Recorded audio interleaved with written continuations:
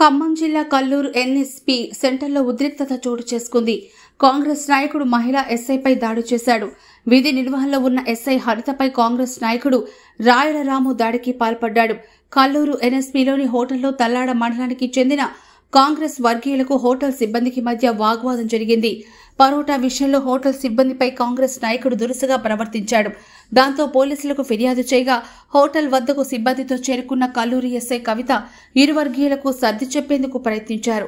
ఈ క్రమంలో కాంగ్రెస్ నాయకుడు రాముకు నచ్చజెప్తూ చేయి చేసుకున్నాడు. దాంతో ఎస్ఐ హరితను రాము బలంగా నెట్టేయడంతో ఉద్రిక్తత చోటు చేసుకుంది. ఎస్ఐపై దాడి చేసిన రాముతో పాటు అతని అనుచరులను పోలీసులు అదుపులోకి తీసుకుని స్టేషన్కు తరలించారు.